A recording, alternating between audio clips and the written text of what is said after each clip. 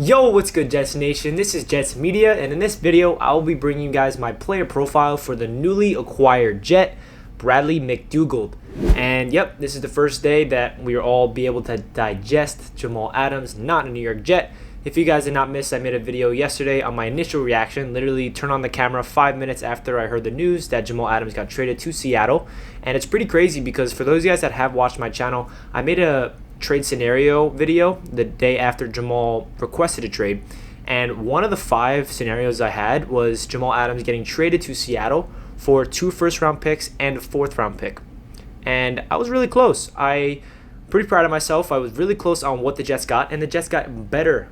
The Jets got more than I even anticipated. I thought they can get 2 firsts and a 4th. We ended up getting 2 firsts, a 3rd, and a player in Bradley McDougald, who is a solid safety. So in this video, I'll be breaking down his stats from 2018 and 2019, my projected stats for him, and his strengths and weaknesses. So this is a newly acquired Jet, so I'm excited to bring you guys my thoughts on him, and I'm excited to bring you guys this video. So with that being said, let's jump right into it. So Bradley McDougald, he was a undrafted rookie who really had a interesting path into the NFL.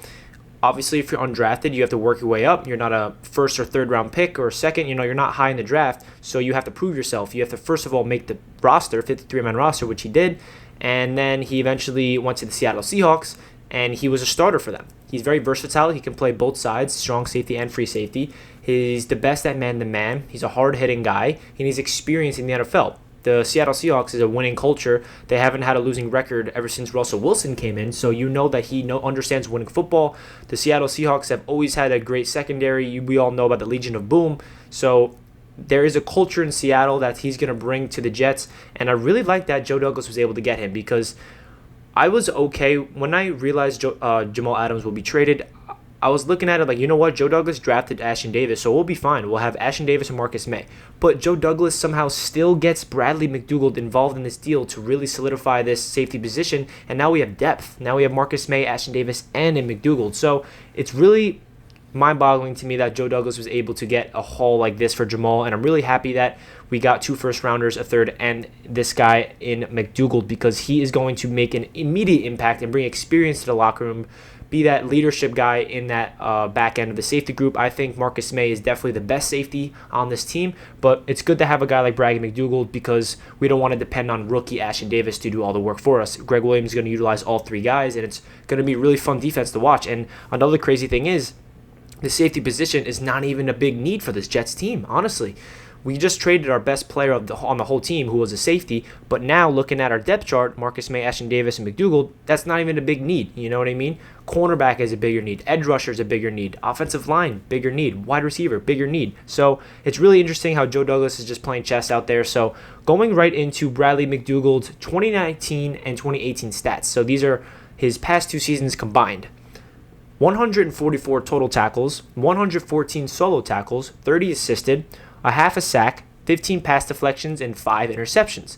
Again, these are his accumulative stats from the past 2 seasons. These are really good numbers across the board. I'm really expecting him to become a really valuable asset for this Jets secondary immediately, especially with Greg Williams. And I'm really excited for this because I really think that McDougald will make an immediate impact to this Jets team. So his projected 2020 stats, I have him racking up around 70 total tackles, 52 solo tackles, 18 assisted tackles, 2 sacks, 8 pass deflections, and 3 interceptions. Yes, I think that Greg Williams is going to make him blitz. He was a box safety in Seattle, but he wasn't just a box safety, so he didn't really blitz that much. But I think Greg Williams is going to be able to make him blitz and really play him all over the field. It's going to open up things for Marcus May as well. He's going to be utilized way differently, Ashtyn Davis. So it's really going to be interesting to see. I think these are realistic numbers if he is the starter. He can come away with 70 total tackles. I think 3 interceptions is solid. He had 2 last year and 3 the year before that, so he definitely is a ball hawking guy. And he has 5 interceptions in the past 2 years. Jamal Adams had 2 interceptions in 3 years of his career on the Jets. No, I know Jamal Adams is not a ball hawking safety. He's a box safety, but still, he's a guy that's a ball hawk. So him and Marcus May and Ashtyn Davis, all 3 of them are ball hawks. So hopefully they can turn the ball over for us and be playmakers for us for this season. So going right into his strengths and weaknesses. Some strengths that came up for McDougald is Man-to-man is definitely his biggest strength. He was actually ranked 4th in PFF grading the past 2 years out of all safeties. So he is really good at man-to-man. He's going to be able to lock down the tight end for us, and that's a really valuable asset to have. He's versatile, like I mentioned. He can play free safety, strong safety, line up in the box, line up deep safety. So he's going to be all over the field. He's not as good as Jamal, not even close to Jamal Adams' talent, but he is a guy that will be performing at a high level for us. He's experienced, and I'm excited for him. And he's a hard hitter. So he lays the boom. We need that intimidation back there in the secondary. So Jamal Adams was a hard-hitting guy, so it's good to have him as a hard hitter as well. And the last strength I came up with is NFL experience. He's been on a winning culture. I mentioned this as well. He's been in the league. He's 29 years old, so he understands the game of football. It's not like a guy we have to bring in and he has to develop. He's established. We know what we're getting with him. And it's a guy that's going to bring leadership. He's a guy that we don't have to worry about him developing and growing into his game. It's a guy that's established and understands the game of football. So that definitely is a strength. Going into his weaknesses, last year of his contract probably won't be here after this year, to be honest. And Marcus Maye's last year as well. So it's going to be really interesting what the Jets do with their safety position beyond 2020. If McDougald performs at a high level, maybe we can re-sign him to a cheap deal and can provide depth. And then Marcus Maye, I think we're going to have to pay him this year if he performs at a high level as well, because if we're not paying Jamal Adams, we're going to have to retain Marcus Maye. And then we also have Ashton Davis coming up, who's going to develop behind these two guys. So it's going to be interesting. I just have that as a weakness because we do not really have him long-term. And he's also like 29 years old, so he'll be 30 next year. So do we really want to sign an older safety that's only going to get worse? That's why I have it as a weakness. His speed is another weakness I have. Not the fastest guy, but that's okay. He's really not going to have to be a speedy guy because he's going to be playing probably strong safety. But at the same time, I don't really want to label him either a strong safety or a free safety because Greg Williams is going to put him all over the field. I think Marcus Maye is going to play free safety and strong safety as well. So that's why I have speed as a weakness because it's not a strength, and his zone coverage is another weakness. It's not a big concern. It's definitely not like he's terrible at zone defense. I just have that because man-to-man is his strength, so zone is his weakness. He's better at man-to-man. Zone he's not the best at, but he can still play zone at a high level. So it's not a huge weakness, but I did put that there because I did look up his highlights and I read a lot of articles, did some research on him, and that's what I found out.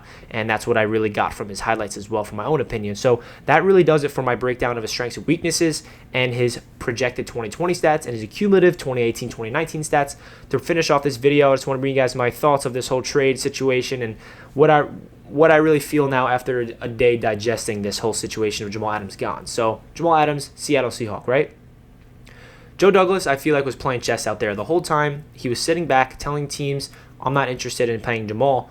I'm not interested in trading Jamal, so that teams will be really antsy, and that boosts Jamal's trade value up. Because if Jamal's like, if Joe Douglas is like, yeah, I want Jamal out of here, who wants him? Then people are just going to lowball the offer. But if Joe's like, you know what, I want Jamal, we're not trading him, then that's going to make teams throw more picks at us, and that's exactly what happened. Apparently, Joe Douglas has been talking to the Seattle Seahawks for the past month about a trade. So Joe Douglas has been, trying to get the best out of the Seattle. He somehow was able to get 2 first-rounders and a third and a player. So the value that Joe Douglas got is just exceptional. We can't ask for more from this. You know what I mean? Like, I was really worried that we're going to trade Jamal for less than 2 first rounds because that would have been a nightmare in my opinion. But we did. We got 2 first-round picks. And yes, I know they're not going to be like top 10, top 15 picks, but because Seattle's a very good team, it's probably going to be late 20s. But still, you can find value in the 20s, especially 2 years in a row. Especially we have so many holes on this team. We can fill in wide receiver, corner, edge. There's so many positions that we need, and building through the draft is really important. And I think Joe Douglas is going to have a really good draft in 2021, 2022, where at least he has a lot of flexibility to move up, move down, and I'm really excited to see what Joe Douglas can do with these draft picks. With that being said, please leave a comment down below what you guys expect from McDougald and just what this whole situation, really how you feel about it. Are you happy Jamal's gone? Are you not happy? So please leave a comment down below. And if you're new to this channel, make sure you hit that subscribe button. I'll be posting Jets content all throughout the offseason, carrying over into the season. With that being said, I hope you guys enjoyed this video, and I'll catch you guys in my next one. Let's go Jets. Peace.